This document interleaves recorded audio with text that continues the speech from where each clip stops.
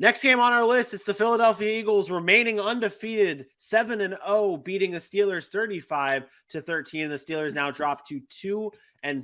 The Eagles are 7-0 for the second time in franchise history. The last time they started 7-0 was 2004. Eagles fans, you know what that year was. That was your Super Bowl run year. So maybe you guys can mimic what you did in 04 now that you're 7-0.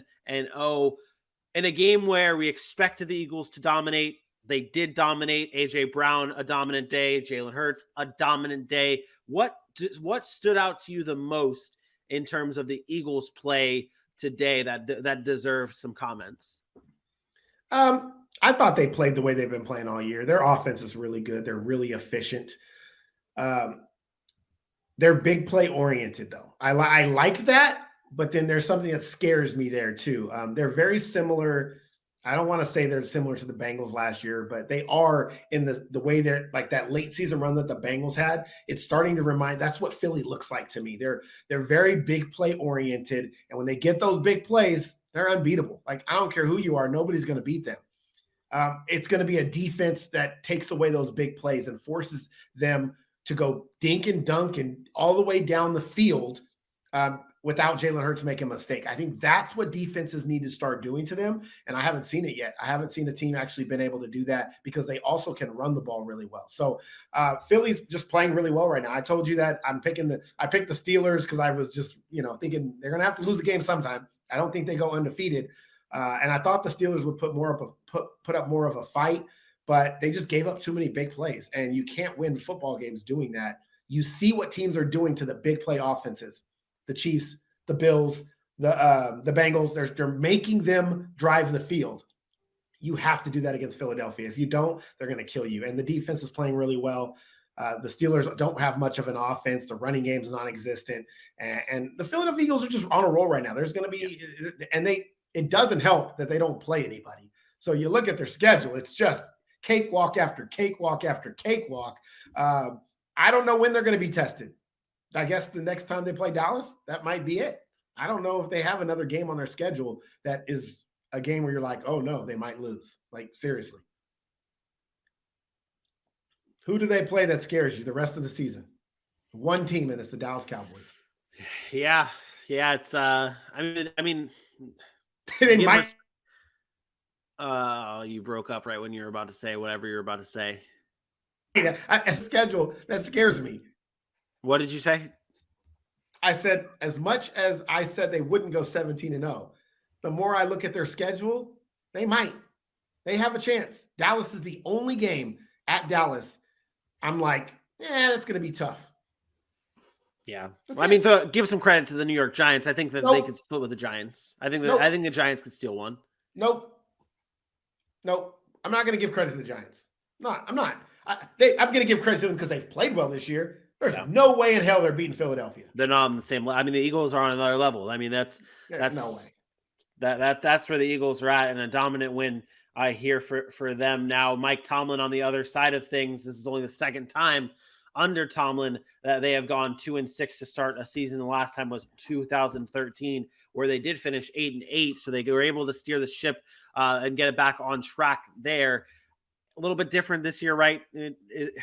Where are we at with the Steelers? I mean, it's hard. I can't even grade. Like, I feel like I was going to ask you where are we at with Kenny Pickett, because like he's a storyline for the Steelers. His development is a storyline, but game after game after game, it's not an easy road for him. It's not easy to say, okay, let's judge Kenny Pickett this way and that way, because it's against a great defense after great defense and great team after great team. So that's not fair. That's not fair.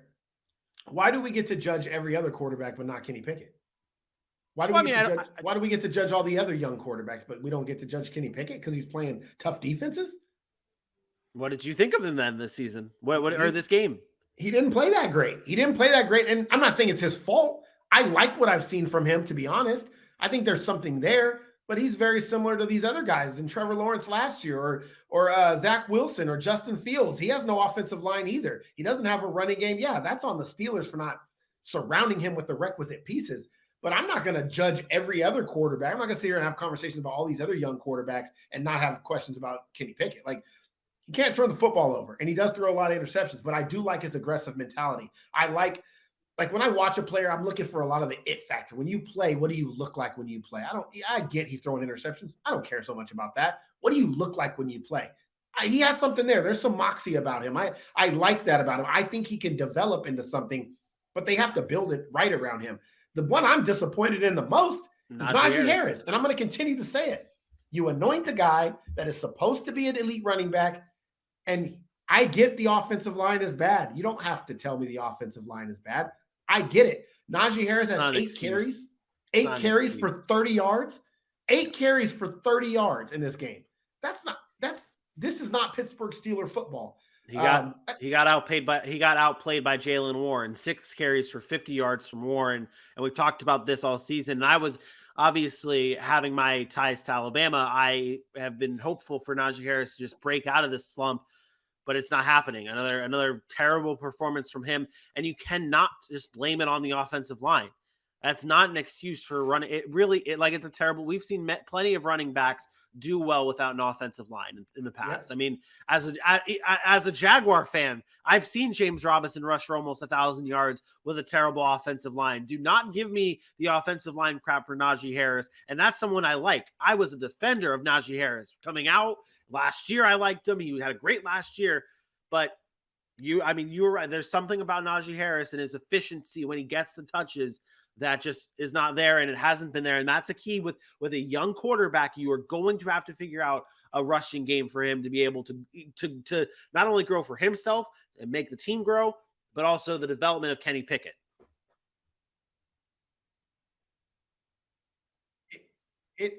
Sorry, I froze. But it's strange to me when I think of Najee, and this is what boggles my mind. When I think of Najee, I think of a bigger, more physical running back. So when you give him the ball, maybe he starts slow in games, but you wear down the defense, and then you pop a big one. I'll be honest, I think of him very similar to the way I think of Zeke right now. But he doesn't even look as efficient as Zeke. Zeke's efficiency is down. We know he's not as explosive as he used to be, but it just looks like he just has nothing. Like there's no juice in him. And if I'm a defense, I'm like, bro, keep him on the field. Don't bring that little jitterbug Jaylen Warren on the field. Yeah. I don't want him. But I don't see him wearing down defenses. I don't see him like delivering physical hits like you see from a Derrick Henry or from an Ezekiel Elliott or from a Nick Chubb. Like I don't see that style in him. And it's like, I told you guys, I was out on Najee Harris like last year. Like I've never been a big Najee Harris fan. I don't like that style of running back in today's NFL. And it's getting worse. It really is getting worse. And I'm not saying they wasted a first round pick, but I'm lightweight saying that they wasted that pick. Yeah. I mean, it's we talk about this isn't good for the running backs who are coming out of the draft or coming into the draft trying to say, okay, I am a first round pick, because even if you have a great college career and you are a great running back, it's hard to hit on. Now it's about type. It's about type. Are you electric? And I said this before. Look at all the great backs in the NFL right now. And I'm not trying to knock Jonathan Taylor right now. He's hurt. But even Jonathan Taylor has electricity to him, right? He has that breakaway speed, which makes him a really, really efficient runner. Nick Chubb is a tackle breaker. Javonte Williams, they run through tackles. If you don't have something that is electric about you or stands out, you do not fit in today's NFL, which is why teams wait until the 3rd and 4th round and they go draft guys that they can get. Dameon Pierce is a bowling ball. He's punishing defenders. And you drafted Najee Harris in the 1st round, and you trip him by his ankle and he falls down. Like, that's not what he was drafted to do. He was drafted to punish defenders, and he's not doing it. Yeah, no, that is a big part of the Steelers on why they're losing football games and not even being close in football games. I believe I was the only one on our panel that did have the Eagles smoking the Steelers in this game, so I do want to take credit for that.